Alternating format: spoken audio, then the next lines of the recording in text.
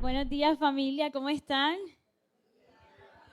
Para mí es un placer gigante, demasiado gigante, poder estar aquí compartiendo con ustedes nuevamente. Los hemos extrañado mucho.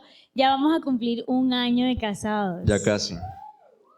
¿En qué momento? El tiempo pasa demasiado rápido. El otro fin de semana, justamente. El sábado. El otro sábado. Y bueno, esta mañana realmente les voy a decir, me siento igual de nerviosa como cuando iba a predicar por primera vez en la iglesia. Es parecido, porque es la primera vez que vamos a predicar juntos acá. Tengo el placer de presentarles a mi esposo. Su nombre es David Suta, de Bogotá. ¿Te puedo presentar yo luego a ti, mi amor? Sí. Porque ya eres una mujer casada, ya eres... Se ha cachaquizado. Yo se las vuelvo a presentar, no se preocupen. Y yo lo he costeñizado, así que estamos balanceados ahí, ya luego ustedes nos verán. Y bueno, justamente un par de años, desde hace un par de años como iglesia en Bogotá, ha sido líder de jóvenes. Y ahorita estamos juntos sirviendo en comunidad de Bogotá también, teniendo el placer de estar aquí hoy enseñando.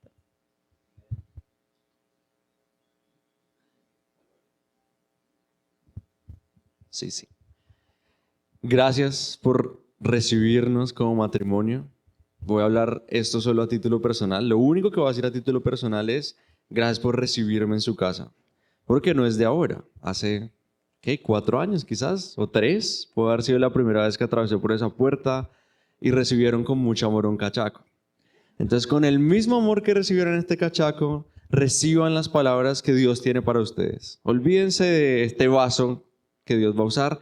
Simplemente disponga su corazón para lo que Dios quiera hablar.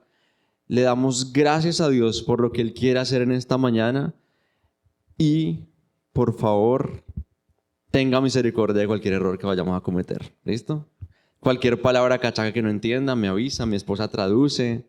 Si se le sale una palabra cachaca a ella, yo traduzco al costeño, también me he vuelto experto, así que estamos listos. Este es el 10º año de la iglesia, ¿cierto? Estamos cumpliendo 10 años y es el año, nos decía el pastor, es el año de la madurez.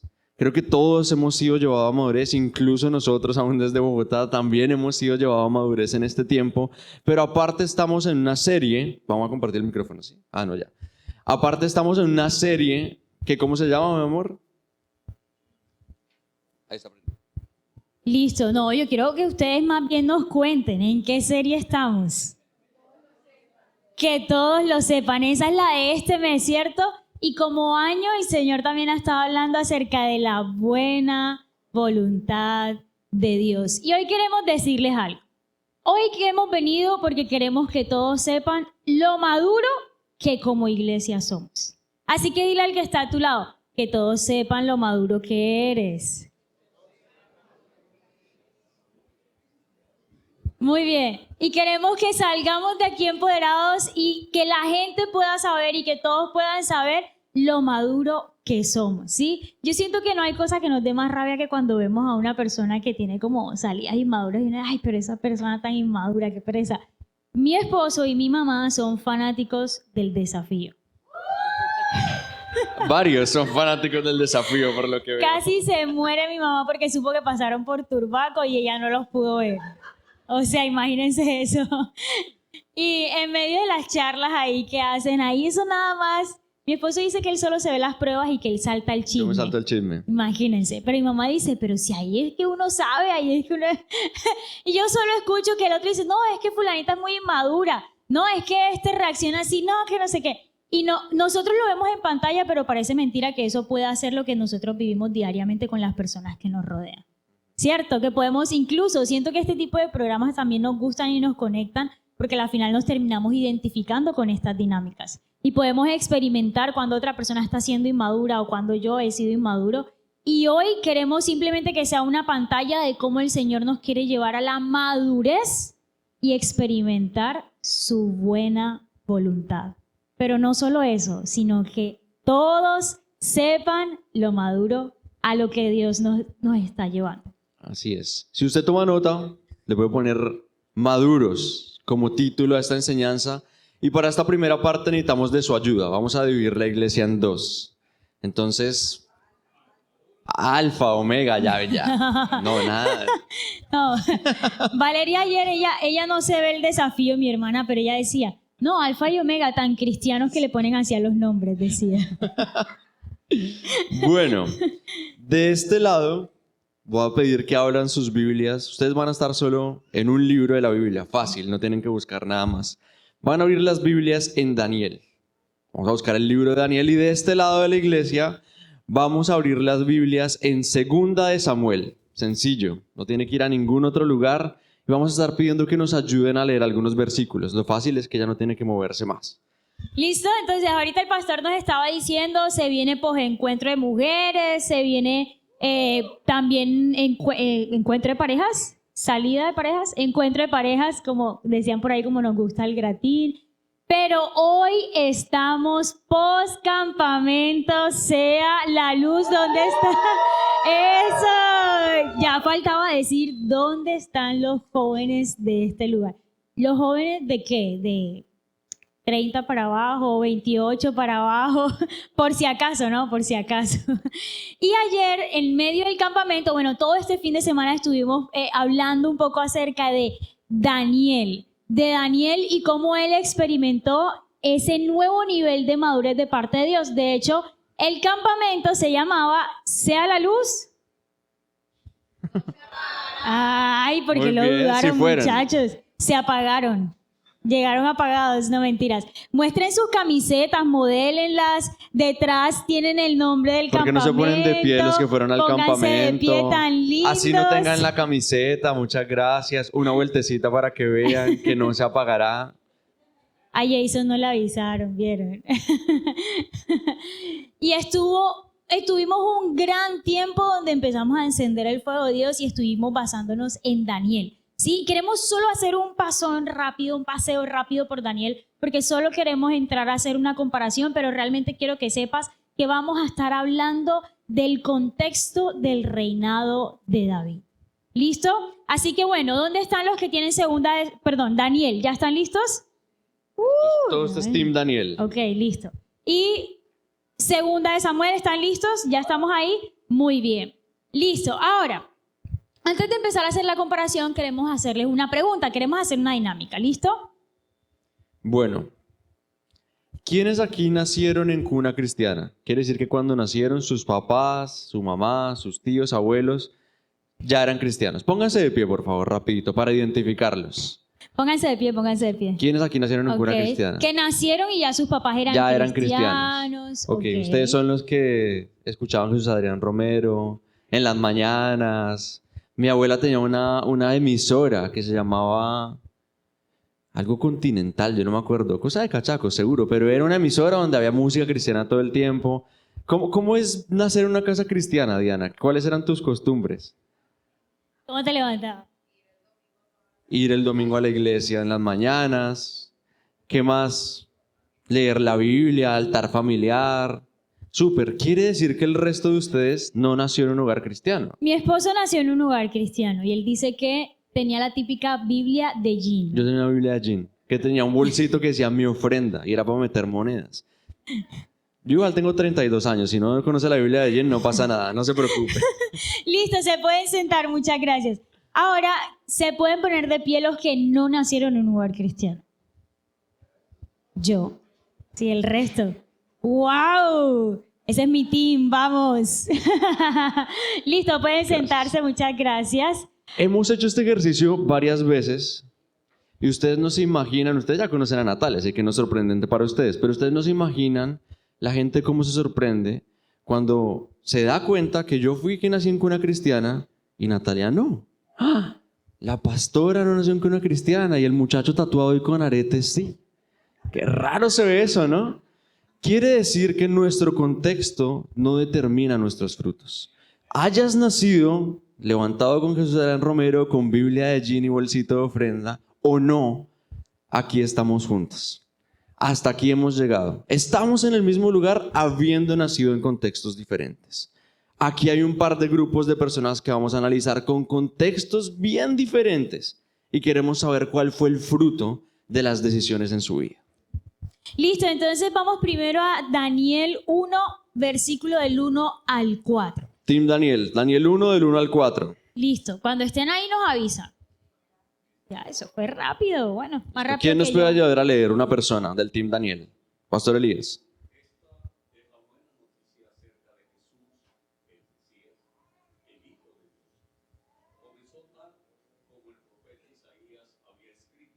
No, Daniel 1 del 1 al 4. Pastor, no ese Daniel, sino el otro Daniel. No, Daniel 1, o sea, capítulo 1, versículo 1 al 4. Eso por Listo. allá, el Vita lo tenía. Durante el tercer año del reinado de Joacim, rey de Judá, llegó a Jerusalén el rey Nabucodonosor de Babilonia y la sitió. El Señor le dio la victoria sobre el rey Joacim de Judá y le permitió llevarse algunos de los objetos sagrados del templo de Dios. Así que Nabucodonosor se los llevó a Babilonia y los puso en la casa del tesoro del templo de Dios. Luego el rey ordenó a Aspenaz, jefe del Estado Mayor, que trajera al palacio a algunos de los jóvenes de la familia real de Judá y de otras familias nobles que habían sido llevados a Babilonia como cautivos. Selecciona solo a jóvenes sanos, fuertes y bien parecidos. Asegúrate de que sean instruidos en todas las ramas del saber, que estén dotados de conocimiento y de buen juicio y que sean aptos para servir en el palacio real. Enseña a estos jóvenes el idioma y la literatura de Babilonia. Súper. ¿Cuál era el contexto entonces del Team Daniel? Fueron exiliados. Fueron sacados de su tierra. Un contexto bien complejo. Por el otro lado, ¿qué estaba pasando? Mi amor, tú eres Team Segunda de Samuel. Segunda de Samuel 3:1, ¿quién me ayuda a leerlo? 3, capítulo 3, versículo 1. ¿Ya? Hubo larga guerra entre la casa de Saúl y la casa de David, pero David seguía fortaleciendo y la casa de Saúl se iba debilitando. Entonces, ¿qué estaba pasando por este lado con David y su familia, podríamos decir? Porque no solo él estaba gozando de esto, ¿cierto? Sino seguramente sus hijos también. Y en ese momento que decía, cada vez era más fortalecido. Mientras por un lado tenemos que fueron exiliados, se les estaba quitando incluso todo lo que emocionalmente, probablemente, les hacía fuertes. Acá vemos que hay una casa que estaba siendo fortalecida, ¿sí? Fíjense estos dos contextos tan diferentes. Sí podemos pensar en la diferencia tan grande que estaban viviendo, ¿cierto? Ahora, Daniel 1:5, ¿qué dice? ¿Qué estaba pasando ahí en Daniel 1:5? Otro voluntario, Daniel 1:5. El rey les asignó una casa diaria de su propia familia. Serían educados durante 3 años y luego quedarían al servicio. Perfecto, había una dieta impuesta, había unas costumbres impuestas. No tenían para elegir si querían vestirse de blanco, de azul, de verde, comer posta, comer motes. No había esa opción. Era una dieta y unos hábitos impuestos sobre su vida. ¿Qué pasaba al otro lado con la familia de David? Segunda de Samuel 5, el versículo 1 al 5 dice: Todas las tribus de Israel se presentaron ante David en Hebrón para decirle: somos parientes y tenemos la misma sangre, aun cuando Saúl era nuestro rey. Su majestad era el que nos dirigía en batalla, el que traía al pueblo de la guerra. El mismo Señor le dijo a su majestad: serás el pastor de mi pueblo Israel y reinarás sobre él. Así que todos los líderes de Israel se reunieron con el rey David en Hebrón, y allí el rey David hizo un pacto con ellos ante el Señor. Luego los líderes lo consagraron rey de Israel. David tenía 30 años cuando empezó a reinar y fue rey durante 40 años. Entonces, mientras por un lado a Daniel y sus amigos le estaban imponiendo una dieta, por acá vemos que David estaba siendo nombrado rey. Imagínense. Segunda de Samuel 6, 14 al 19. Les vamos a contar esta rápida para que podamos acelerar en la historia. Este es el momento en donde David llega con el arca del pacto, después de haberla recuperado. ¿Quién me cuenta cómo estaba David en ese momento? ¿Cómo estaba vestido? En pijama. Estaba prácticamente sin ropa, danzando. Decía que el arca entró y todo el pueblo se unió en adoración. Ese era el contexto que estaba ocurriendo aquí. Y por el otro lado tenemos a Daniel 3 del 1 al 6. Una estatua gigante y todos tenían que adorar a la estatua gigante. No era el arca, era la estatua gigante. Había una adoración impuesta aquí a una estatua que había construido Nabucodonosor y por el otro lado había una adoración libre y genuina en el arca del pacto. Vean los contextos muy distintos. Y por último vamos a Daniel 6 del 7 al 8, en donde se habla de una serie de leyes específicas sobre Daniel en ese momento. Daniel no podía orar públicamente a cualquier otra persona que no fuese el rey. Y en 2 de Samuel 8:13 se habla específicamente acerca de la fama y las victorias de David. Dice que David vencía a 10,000 y su fama iba aumentando.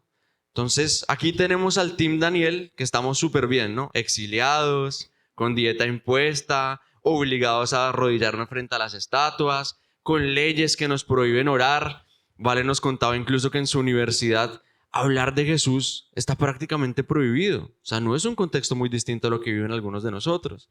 Y por el otro lado, ¿cómo estaban? Mientras que por acá en 2 de Samuel, David, su familia, sus hijos tenían una cultura de adoración. Era como ese típico que nace en hogar cristiano. Como decía mi esposo, con Biblia de allí, Biblia en acción, todo tipo de Biblias que pudieran tener e incluso hasta amanecían con Jesús Adrián Romero. O sea, la cultura de adoración era lo naturalizado, lo normalizado en medio de su contexto y en medio de su familia. Ahora quiero hacerles una pregunta. ¿Cuál de los dos contextos se parece más como la buena voluntad de Dios? Difícil, ¿no?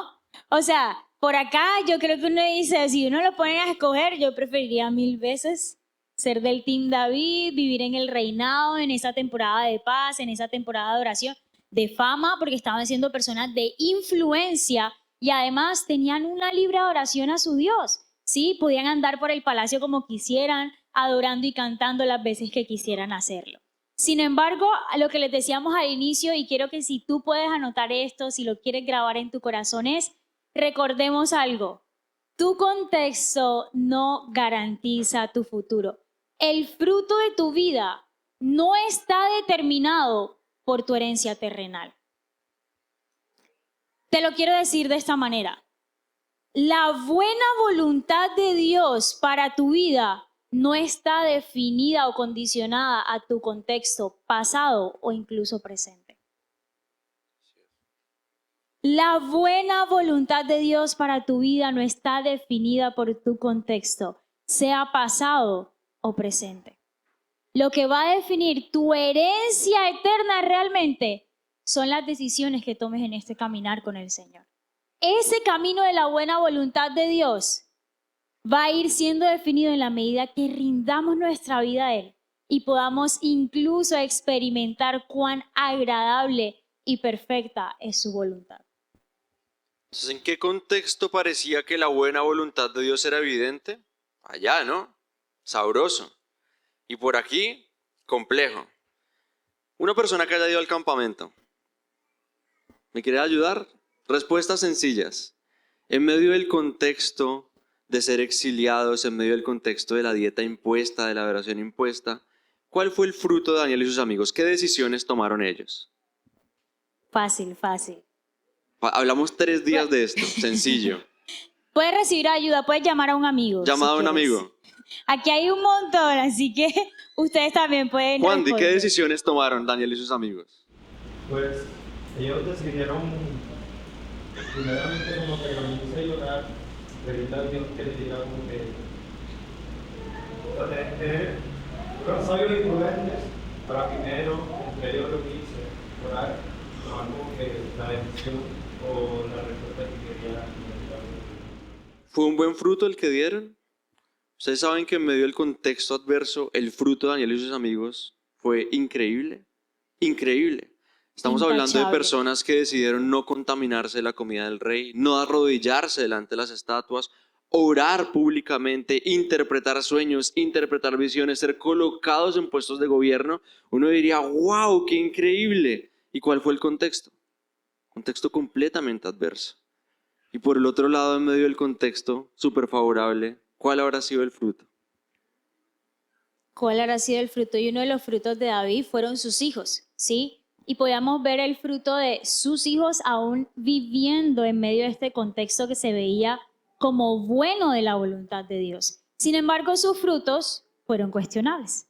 Entonces, mientras teníamos un grupo que eran intachables, en medio de su contexto, ayer en un conversatorio espectacular que tuvimos en el campamento con Adolfo y Pame, ellos nos estaban contando un poco acerca de cómo es realmente comprometernos con el Señor y tomar decisiones y ser santos y guardarnos aún en medio de un contexto hostil, ¿sí? Mientras que por el otro lado David y sus hijos, sus amigos también seguramente, pero David y sus hijos en medio de su contexto empezaron a tomar decisiones distintas. ¿Qué tal si nos acompañan a 2 de Samuel 13? Ahí sí vamos todos. 2 de Samuel 13, versículo 1 y 2 y 14 y 15. ¿Listo? Cuando estén ahí, digan amén y lo leemos juntos.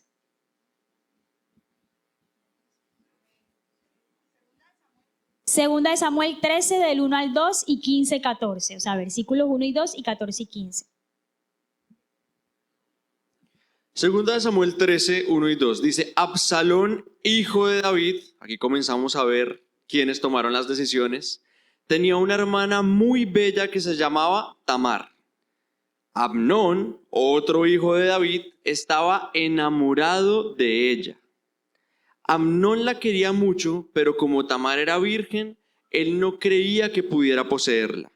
La quería tanto que se enfermó de tanto pensar en ella.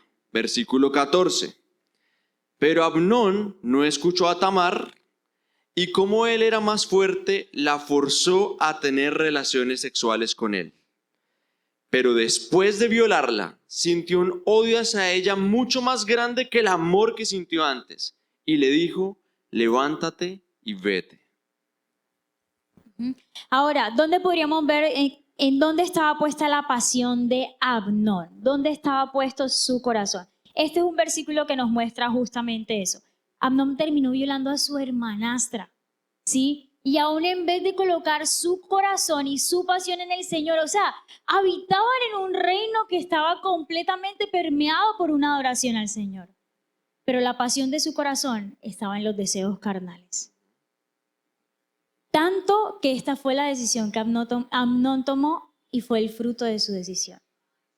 Mientras que su pasión podía estar siendo colocada en el arca del Señor, estaba colocándola en los deseos y los anhelos de su carne. Ahora tenemos otro de los hijos de David, Absalón. ¿Alguna vez han escuchado de este? Sí, ¿cuántos han escuchado de Amnón? Sí, no, cierto, ese estaba ahí como que más o menos. Sí, pero imagínense, este personaje que ni siquiera sabíamos y muestra uno de los frutos de la casa de su padre David. Ahora hay otro de estos hijos que es Absalón. ¿Qué fue lo que pasó con Absalón? ¿Quién me puede decir? Por ahí, ya que varios lo han escuchado. ¿Cuáles fueron una de las peores decisiones que Absalón tomó? Irse contra de su papá David. Venganza, ¿qué más? Le quiso robar el reino a su papá. Sí. Absalón ¿cómo podríamos decir esto? Absalón se rebeló. Esa era la palabra que necesitaba, porque fue en contra de la lealtad de su padre. Una de las cosas que hizo Absalón, porque hay varias, ustedes pueden leerlas, es toda una película de acción. Absalón se acostó con las esposas de su padre. Y no solo eso, en la terraza de su casa. ¿Cuál sería el corazón de Absalón en contra de su padre que terminó haciendo esto? Quería traer vergüenza delante del rostro de su papá. Y fue desleal a él. En 2 de Samuel 16, 22 lo podemos encontrar, dice, pusieron entonces una carpa en la azotea del palacio para que Absalón se acostara con las esposas de su papá a la vista de todo Israel, el reino que estaban gobernando en ese momento. Hay una versión de este pasaje de la Biblia que dice, esto viene a través de un consejo. Hay alguien que le dice a Absalón, oye, ¿por qué no te acuestas con las esposas de tu papá delante de todo el mundo? Qué excelente consejo, qué buena idea. Y hay una versión que dice, para que todo el mundo lo sepa. Esa es nuestra serie, ¿no? Para que todo el mundo lo sepa. ¿Cuál era el fruto de Absalón? Él quería que todo el mundo supiera. Pero no que se la acostaba lealtad con las esposas de su papá. No, que era un hijo maduro. ¿Qué era lo que Absalón quería que supieran? ¿Qué estamos queriendo que sepan de nosotros? ¿Qué estamos queriendo que sepan de nuestro reino? ¿Será que públicamente estamos haciendo que otros sepan cosas contrariadas de nuestro reino? ¿O será que realmente, es decir, estamos hablando de lealtad en este punto? El anterior era pasión, pero en este punto es probada nuestra lealtad. ¿Qué tan leales estamos siendo con los principios de nuestro reino? Y qué es lo que todos están sabiendo de nuestro reino. Ahora vamos a ver dónde estaba puesta la honra de este grupo, de los hijos de David. Vamos nuevamente con Absalón. Este es como el famoso ay Pedro. Este sería el ay Absalón. Pero así, bueno, no sé. En Bogotá le dicen Sí. como el hijo Caspa. ¿Sería como Calilla? Sí, acá sería el Yo hijo les dije que yo puedo Calilla. traducir del cachaco al costeño. He ¿no? hecho bien mi trabajo, familia. Y él también ha hecho bien el suyo porque me acordé primero de cómo se dice allá. Este es como el hijo Caspa de David, Absalón. Absalón puso a prueba la honra en su reino. Leamos 2 de Samuel 15:6. Vamos todos, hay alguien que nos ayuda a leer Absalón 15, perdón. 2 de Samuel 15:6. ¿Qué Biblia estoy leyendo? Qué vergüenza. La de Jean con bolsito, no, definitivamente. 2 de Samuel 15:6. ¿Ya están ahí? ¿Alguien? ¿Sí? Vicky, ¿tú me ayudas a leerlo, por favor? Absalón hacía esto con todos los que venían al rey con justicia. De este modo se robaba el corazón de todo el pueblo de Israel. Listo. ¿Qué hacía? Cuéntanos, amor. El contexto es el siguiente. David tenía una fila de gente para atender como cualquier rey y no le daba el tiempo. Entonces cuando la gente salía molesta porque no le daba el tiempo, Absalón decía, ven, ¿qué te pasó? Yo te escucho, no te preocupes. Si tan solo yo fuera rey, yo te escucharía, yo te solucionaría el problema. Y dice ahí que se robaba el corazón del pueblo. En vez de asistir a su papá, como decía el pastor, estaba creando un golpe de estado. Esos eran los frutos del que se levantó con Biblia de Jean, del que escuchaba a Jesús Adrián Romero todas las mañanas, del que vio danzar a su papá con el arca del pacto. En vez de asistir a su papá, estaba haciéndole un golpe de estado. El versículo 5 dice esto: también si alguien se le acercaba y se postraba rostro en tierra, Absalón lo saludaba y le daba un beso en su mano. La prueba del corazón de Absalón en cuanto a la honra con su padre, la perdió. En vez de honrar su reinado y cubrir las espaldas de su rey, de su padre, de este reino que él estaba representando, Absalón, mientras tanto, por detrás estaba robándose el corazón del pueblo. ¿Dónde está nuestra honra? ¿Será que somos de los que por detrás estamos diciendo, ay, pero el pastor no tiene tiempo para ti, ven y nos vamos y nos tomamos unas cervecitas? Eso acá no pasa, eso acá no pasa. ¿O será que por ahí entre los pasillos estamos diciendo, ay, pero es que esa pastora Francia no te escucha, tranquila, te puedes venir conmigo, yo voy a estar acompañándote? No importa si la pastora Ariana o la pastora Luchi no lo hace. Estoy poniendo ejemplos de personas que sé que conocen mi corazón y que no lo digo intencionalmente, ¿cierto? Pero de esa manera se prueba la honra de nuestros corazones. ¿Será que estamos robándonos el corazón del pueblo o estamos honrando aún nuestras autoridades y que todos sepan la honra que hace parte de nuestro reino? Ahí el corazón de honra de Absalón estaba siendo probado y se perdió la platica. Literal. Y tenemos un último hijo que es Adonías. Todos con A. Abnón, Adonías, Absalón. ¿A este lo conocían?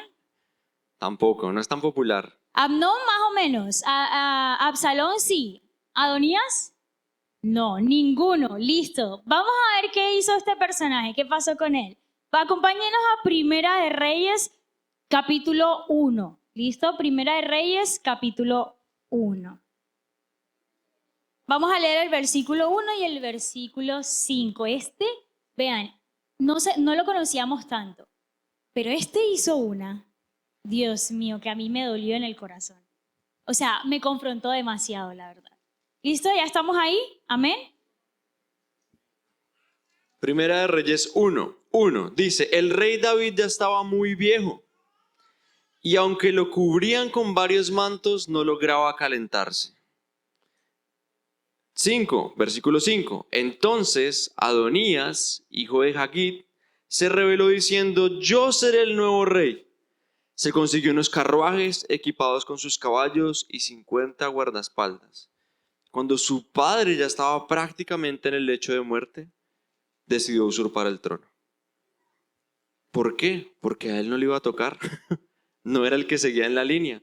Y dijo, yo aquí aprovecho que todavía está vivo y le voy a hacer otro golpe de estado.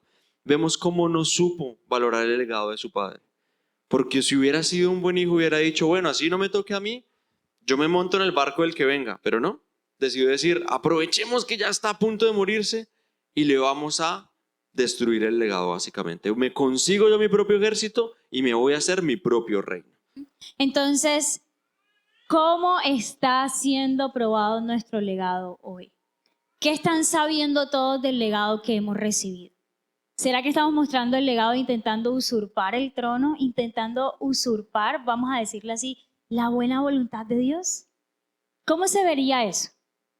¿Será que estamos intentando orar en pos de nuestra voluntad para que Dios la traiga?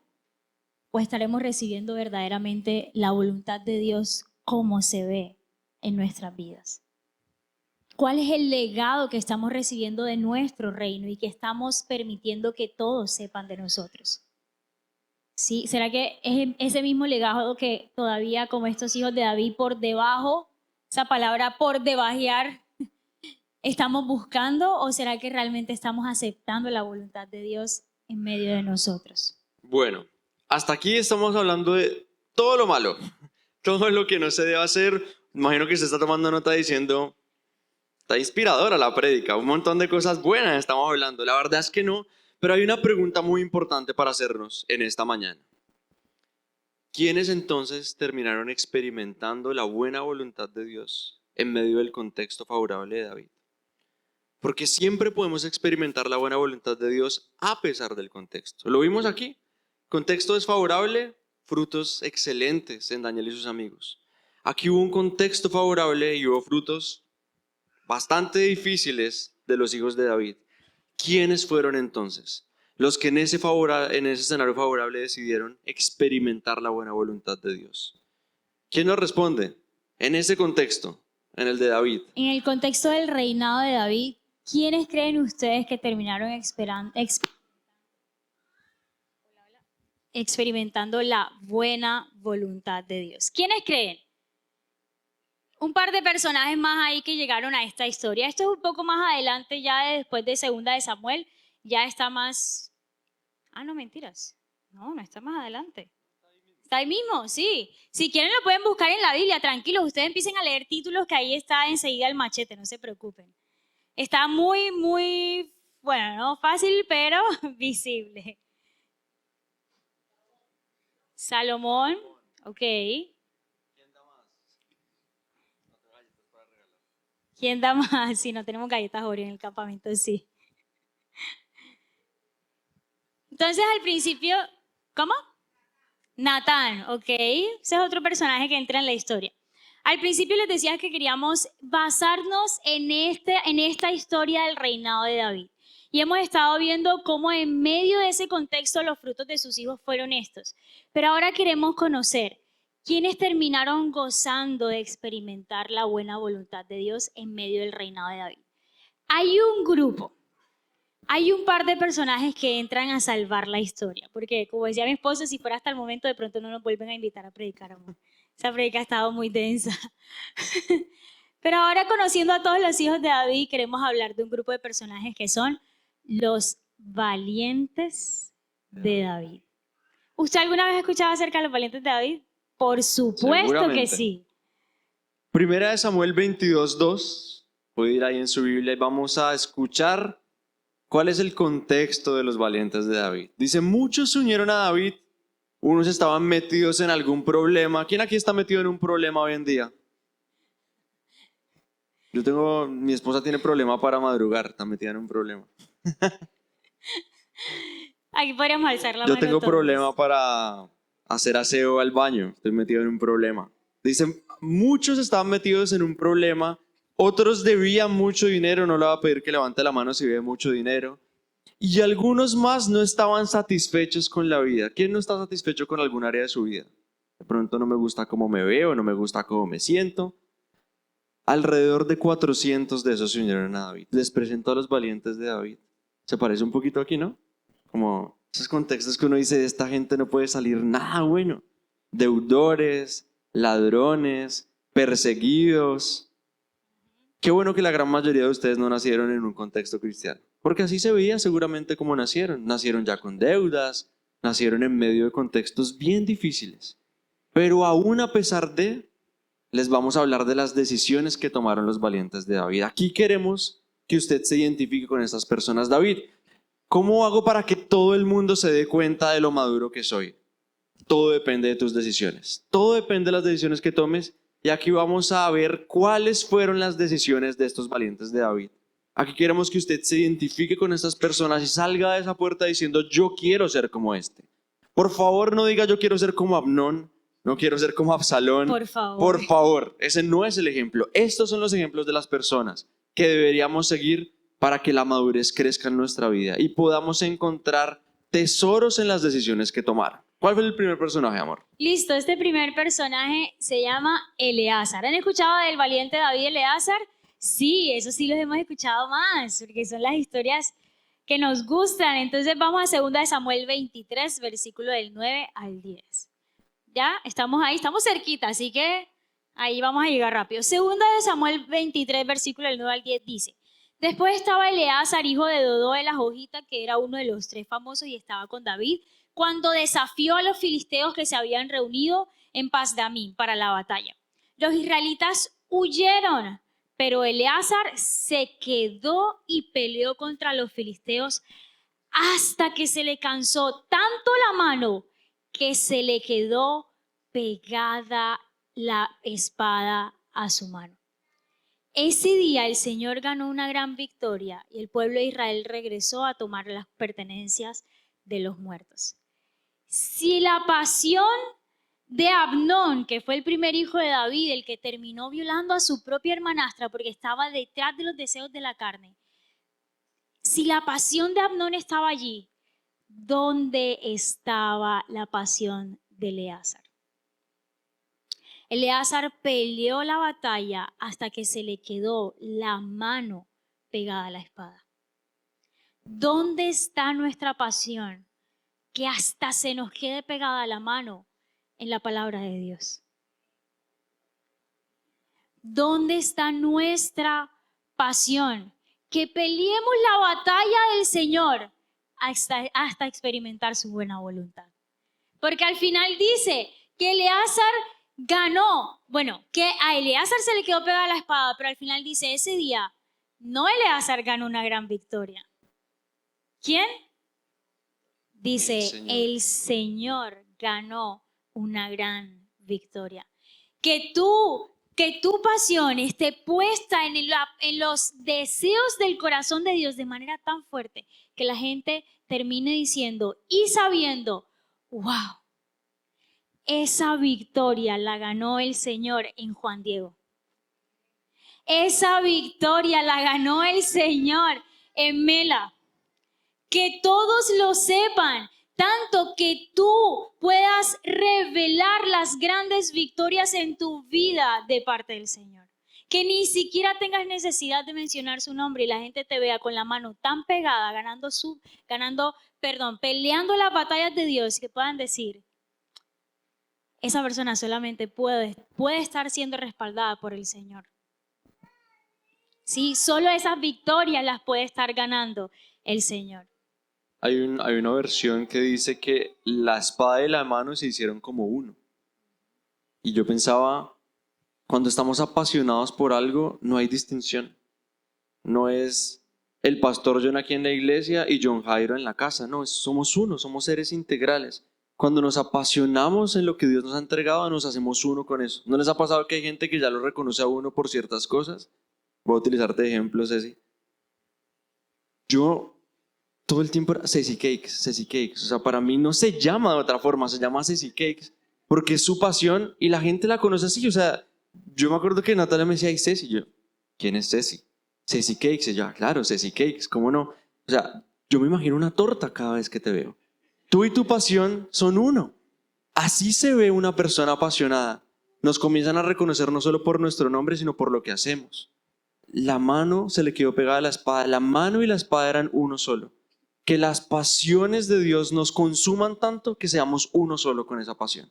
Que seamos una sola cosa con esa pasión. Que no seamos personas aquí en nuestra casa y en la iglesia, en el trabajo, sino seamos uno solo. Que hagan este ejercicio. Si le preguntan a gente externa, oye, ¿y tú cómo me reconoces? ¿Por qué me reconoces? No, yo te reconozco por... Y que sea siempre, en todos los lugares, la misma cosa. Que sea Ceci Cakes aquí en la iglesia, Ceci Cakes en su casa, Ceci Cakes en el trabajo, que en todo lado nos reconozcan por una sola cosa y esa sola pasión. Y es que seamos uno con lo que Dios nos ha entregado. La espada que Dios le dio al hacer le sirvió para fundirse con Él literalmente en una sola cosa. Aun si la música es tu herramienta, que te fundas literalmente con tu instrumento, porque es lo que Dios te ha entregado para reconocerte en medio de los ambientes. Amén. Ahora hay un segundo personaje al que se le es probado su lealtad, así como a Absalón. Y este valiente se llama Sama. ¿Han escuchado al valiente Sama? Sí, también. Ok, sí, no, más o menos. Hoy los estamos haciendo famosos a todos. Segunda de Samuel 23, del versículo 11 al 12, dice: Luego estaba Sama, hijo de Agee, el Ararita, quien cuando los filisteos se reunieron para pelear, peleó en un campo de lentejas. El pueblo huyó de los filisteos, pero Sama se paró en medio del campo y lo defendió hasta que derrotó a los filisteos. Y ese día el Señor le dio a Israel una gran victoria. La buena voluntad de Dios la están experimentando estos valientes. Díganme si los hijos de David no tenían toda la posibilidad para experimentar la buena voluntad de Dios. ¿Cierto que sí? Y estos valientes, en medio de sus ambientes hostiles, del lugar de donde salieron, no importando su contexto, estaban experimentando la agradable voluntad de Dios en sus vidas, y el corazón leal de Sama fue probado. Todos, dice aquí, que cuando los filisteos llegaron, el pueblo, toditos, huyeron. Y solo quedó uno peleando la batalla del reino. ¿Quién fue? Sama. Mostró lealtad a su reino. Mientras que los otros están corriendo detrás de otros anhelos y de otras pasiones, Sama decidió mantenerse firme y mostrar que todos supieran la lealtad de su corazón para con su reino. ¿Será que la gente está viendo la lealtad de tu corazón con tu reino? Con el reino al cual todos hemos sido trasladados al momento de ser hijos de Dios. Dice la palabra que Jesús, al momento de estar en la cruz, trasladó a cada uno de nosotros del reino de la oscuridad al reino de su Hijo amado, al reino de la luz. ¿Dónde está nuestra lealtad? ¿Dónde peleó Sama? En un campo de lentejas. No sé qué dice su Biblia. Creo que la gran mayoría dice que es un campo de lentejas. Y qué interesante que cuando somos hijos maduros, defendemos la provisión de la casa también. Cuando somos hijos maduros somos capaces de decir, yo peleo no solo por la gente, sino peleo por lo que es del reino. Peleo por lo que Dios nos ha entregado. Esa era la provisión de ellos. Amén. No iban a comer aire, iban a comer lentejas seguramente en esa región. Él estaba defendiendo ese campo. Y esta mañana, mientras pensaba en Sama, decía, ¿cuántas veces no hemos sido de esos últimos que nos quedamos recogiendo las sillas y ahí estamos peleando en el campo de lentejas? ¿Cuántas veces nos hicimos de los que venimos de un campamento de 3 días, de barro, de sapos, de mosquitos, y decidimos quedarnos a organizar la iglesia? Quedarnos a montar los parlantes, quedarnos a montar los instrumentos. Gracias por Sama, que se quedó aquí en medio del campo de lentejas. Mientras Amén. los demás huíamos, me incluyo yo en los que huimos. No fui yo el que monté esto. Mientras yo huía a Turbaco a bañarme Nosotros y a nos desviamos descansar, a Turbaco. Sama se quedó a organizar. Sama se quedó a pelear.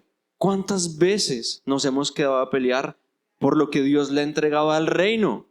Seguro que Sama no plantó una sola de esas lentejas. Seguro que Sama no era un agricultor. y derrotó a todos los filisteos que amenazaron la provisión del reino, porque él tenía claro que la gloria era para el Señor. Como decía mi esposa, y ese día el Señor le dio una gran victoria a Israel. Todos aquí estamos siendo beneficiados de la persona que se quedó a organizar estos.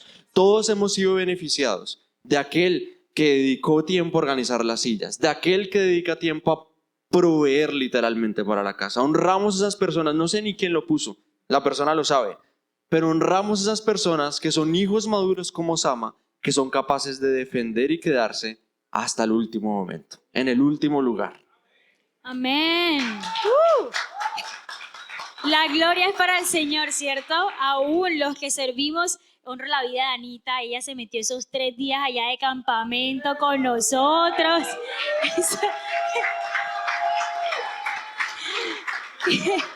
Que me acuerdo que pecado porque iba a hacer un ajiaco y no le llevaron guasca.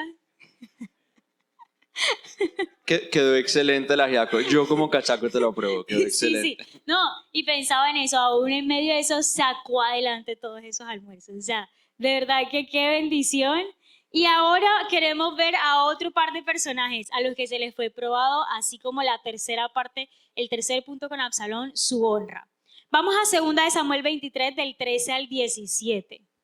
¿Listo? 2 de Samuel 23 del 13 al 17.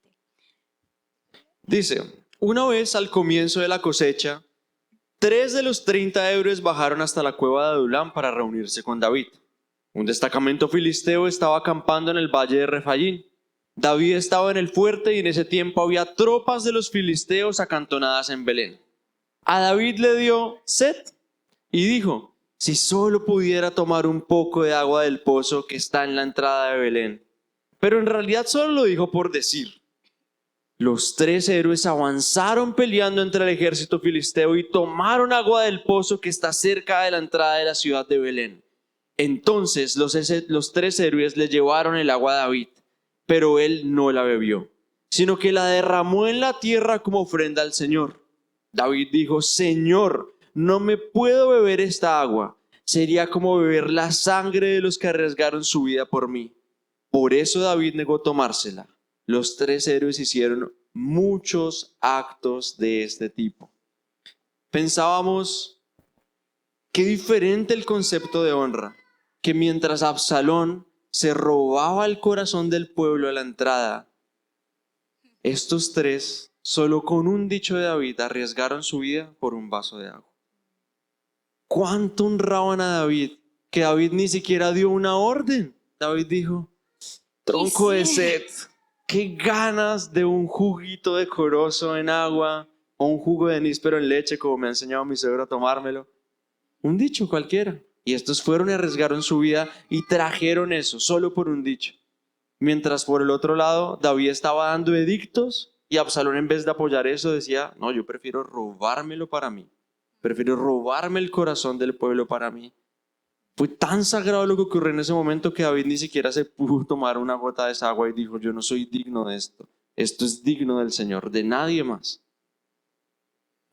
Y ahora vamos con un último personaje de estos valientes, a ver cómo el legado, por último, fue probado. Benaías, ¿han escuchado de Benaías? ¿Esteban sí? Ah, no, sí. Mentiras.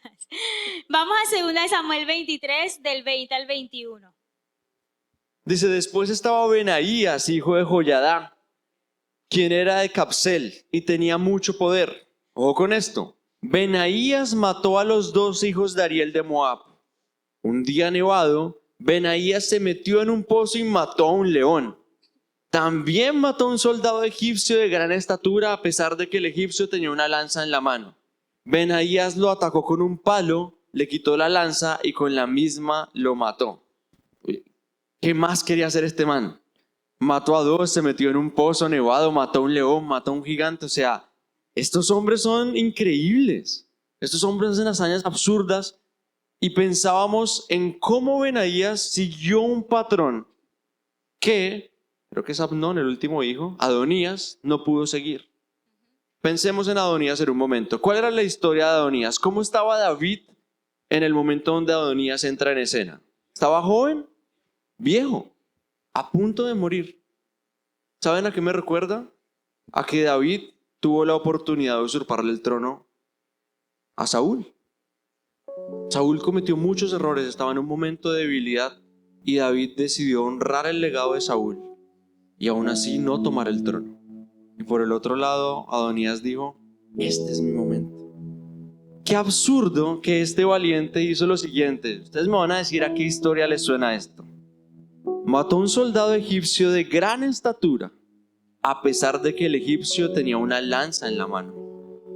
Benaías lo atacó con un palo y le quitó la lanza y con la misma lanza lo mató. ¿A qué historia se les parece? A la de Goliat, ¿no?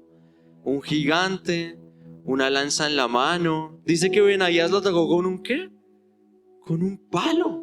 ¿Qué fue lo que le dijo Goliat a David cuando lo vio? Tú piensas que yo soy un perro, vienes a mí con palos a atacarme. Y con ese mismo palo, Benaías lo atacó, tomó la lanza del gigante y ¿con qué lo mató?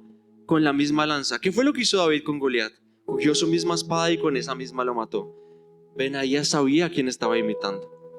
Benaías sabía cómo actuar. Benaías estaba enfrente de ese gigante y dijo, yo ya vi esta historia, no se preocupen, yo sé cómo termina. Yo ya vi a David haciendo lo mismo, yo sé cómo termina. Mientras Adonías no supo reconocer el patrón de su papá, no supo reconocer el legado de su papá, no supo recordar que su papá tuvo la oportunidad de desbancar a Saúl y no lo hizo. Benaías somos nosotros haciendo eco del legado de lo que hemos visto a otros hacer. Somos nosotros haciendo eco del legado de lo que hemos visto a nuestros pastores, a nuestros papás, de lo que hemos visto a otros hacer. Ese es Benaías. Un hijo maduro es capaz de hacer eco del legado y decir, yo ya sé cómo manejar esto, no te preocupes. No ha llegado el dinero, tranquilo. Yo he visto a mi suegro actuar en fe un montón de veces. He visto a mis papás quedarse sin dinero y actuar en fe un montón de veces. Cuando venga eso alguna vez a nuestra vida, yo voy a decir, tranquilos, yo ya vi a mis papás hacer esto. Yo sé cómo termina. No se preocupen. Yo sé que así venga un gigante con un arma que parece que es más grande que la nuestra. Si Dios me dio un palo, yo lo voy a lograr. Y con lo mismo que el enemigo ha querido atacarte, eso mismo va a ser usado a favor de ti. Esa fue la historia de David, es la historia de Benaías en este momento. Honramos el legado de los que estuvieron antes de nosotros y así demostramos cuán maduros somos. Que todos sepan cuán maduros somos mientras matamos a los gigantes de la misma forma que los que estuvieron antes lo hicieron. Amén. La buena voluntad de Dios se experimenta permaneciendo en su herencia eterna, no terrenal, en su herencia eterna. La buena voluntad de Dios despierta en ti un anhelo por respaldar los asuntos del reino. La buena voluntad de Dios te lleva a comportarte a la altura de la cultura del reino que representas. Ese es el fruto de la madurez por la que oramos en estos 10 años sobre nuestra iglesia. Que el DECA del Señor lo experimentemos de tanta manera que aún cada una de estas cosas, la pasión, tu lealtad, tu honra y tu legado, pueda experimentar la buena voluntad de Dios. ¿Qué tal si nos ponemos de pie, iglesia, por un momento y oramos por esto? Queremos contarte algo para cerrar por último. Mi esposo dice que ya. Hay pocos libros de la Biblia donde se repiten las historias. Hay algunos detalles que cambian, pero a nosotros nos llama mucho la atención que si uno va a Samuel es como el chisme, el desafío. O sea, Samuel es una novela. Te cuenta todos los detalles. Se acostó con esta, hizo esto, le dijo a este chisme a tal persona, vino y le habló al oído a este y lo usurpó. Y Crónicas es la misma historia, mucho tiempo después, escrita, de hecho aún después del exilio de Daniel y sus amigos. Piensen en la cantidad de años que han pasado. Y te cuenta lo que verdaderamente permaneció. Te cuenta lo que verdaderamente quedó. Y en Crónicas, que es como cuando yo me veo en los capítulos del desafío, yo adelanto el chisme y me quedo solo con la prueba, me quedo con lo importante. En solo Crónicas lo importante. Nos muestran, muchos años después de toda esta historia que hemos hablado, qué fue de los hijos de David. Cómo realmente podemos comprobar que la buena voluntad de Dios fue experimentada por los valientes de David y no por sus hijos. Dice en Primera de Crónicas 18, versículo 14: de modo que David reinó sobre todo Israel e hizo lo que era justo y correcto para su pueblo. Y aquí comienza a describir una serie de cargos. Dice: Joab, hijo de Sarbia, era el comandante del ejército. Josafat, hijo de Ahilud, era el historiador del reino. Sadoc, hijo de Ahitob, y Ahimelech, hijo de Abiatar, eran los sacerdotes. Seraías era el secretario de la corte. Benaía o Benaías, de este último que hablamos, hijo de Joiada, era el capitán de la guardia personal del rey. David armó su gabinete de gobierno. Y los hijos de David servían como ayudantes del rey. ¡Qué fuerte! Tenían la herencia humana y aún la herencia celestial, porque habían nacido en medio de la adoración, habían nacido en medio del arca, habían nacido en medio de las victorias, y su destino fue ser los sirvientes del rey. Y quienes tomaron los lugares de autoridad fueron los valientes. Hay lugares que Dios no ha desbloqueado en tu vida, hay lugares de autoridad, hay trabajos que Dios no te ha permitido en tu vida solo porque no has sido lo suficientemente maduro para actuar como los valientes de David. Tú anhelas un trabajo, anhelas un proyecto, anhelas una universidad, anhelas algo en tu vida que no se ha abierto. Dile a Dios: qué decisiones inmaduras he tomado para que no me permitas entrar ahí. Y hoy queremos orar para que ese fruto de pasión, lealtad, honra y legado sobre nuestra vida venga como un fruto maduro.